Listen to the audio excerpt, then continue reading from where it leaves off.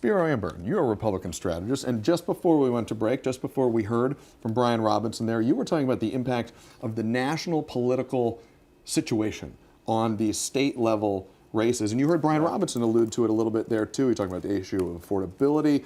And in his interview, he said, this is anybody's game right now. How does the national conversation color the way that statewide campaigns conduct their business? Well, the word inflation was brought up earlier, so I think for inflation, we have the Biden administration to thank for that. 4 years of policies that created, a situation where gas prices, food prices, your everyday, what families have to pay for have increased. Certainly power is part of that, but, the national energy policy in a lot of ways dictates what happens at the states. However, in Georgia, I agree with Brian. We have a history of managing our state's power grid in a responsible way. Certainly Georgia Power, is regulated by the PSC, but the PSC did put a freeze on rates for 3 years, as Brian said, and our rates are below the national average. So from that standpoint, when you look at where we are compared to other states, we're in a much better position, which helps with economic development and affordability for families. And this is, Spiro, this is the message that we've heard from these Republican incumbents in this race. Val, Democrats have been sharing a very different message, a very different view on the state of this race and the stakes for voters. Mm-hmm. Yeah, I think the Democrats, what they've been doing this election cycle is trying to tap into the anger that folks are feeling, the hurt that people are feeling. Their bills are going up. The groceries are getting more expensive. Well, I don't mean to cut you off, but I think I just have to point this out because that sounds an awful lot like the exact strategy that the Trump campaign ran in last cycle. I mean, this is almost the inverse of the same strategy here. It's all a circle at some point, right?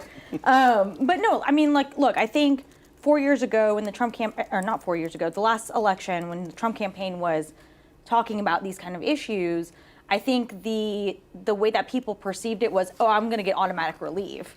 We all know that government doesn't work that way, right? But unfortunately, people are still hurting. And so now you have somebody else coming to say, you guys are hurting, let us try to help you. People are going to vote. Voting is very emotional. Yeah. Yeah. And a lot of the campaigns, correct me if I'm wrong, but I feel like you all typically try to put that messaging to pull on that emotion that drives people to actually get out and vote. And if I could add that, I tend to agree from the standpoint of politics is what have you done for me lately? And when you're the incumbent and when you're the party in power, you inherit whatever problems, you own those problems. Right. So that's the situation where we're in. All of a sudden now we have elections this year, we're going to have elections next year. Everybody's going to play the blame game, but typically, if you're the party in power, you're going to be playing defense regardless. Of course, and Chauncey, keep in mind here too, we're in the midst of a government shutdown. It's about to be the longest government shutdown ever tomorrow. And according to polls, NBC News just did a poll, AJC did a poll. Although people will say, okay, yes, I'm a Democrat, I am a Republican, the confidence in the parties is low on both sides right now. Yeah, I was going to say that I think the real story of this election cycle and in recent year cycles is establishment versus populism. And we're seeing folks who are basically just tired of politics as usual in Washington and at the state level, and they're looking for folks who are going to bring some kind of grassroots energy. And they haven't seen that. Looking at the presidential cycle, Trump has been the populist candidate on the right. Joe Biden was seen more as the establishment candidate. And here in Georgia, you're seeing that same kind of energy directed specifically as issues of affordability. And that's why this race is so pivotal. And we were just seeing some polling from NBC News on the national scene. I think we have some recent polling from the Atlanta Journal-Constitution as well that might be worth bringing up here. Let's take a look at this. We have it up on the screen here. You should be seeing it. Here is what it says. This is the most important issue facing Georgia. These were Democratic likely primary voters standing up to Donald Trump, and MAGA was 20% of folks' most important priority.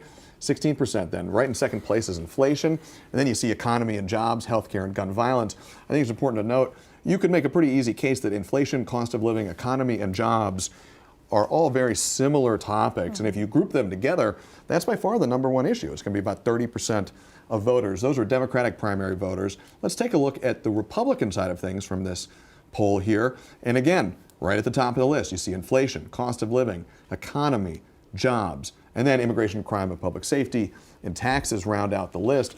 But it does not take a political expert, though thankfully we have many of them right here on the panel. It doesn't take an expert to see that wallet, pocketbook, economic issues, those are the big drivers. And just a note on that survey, didn't mean to cut you off. No. The Republicans were obviously not offered that first choice of if Donald Trump is good for the country good or not. point. So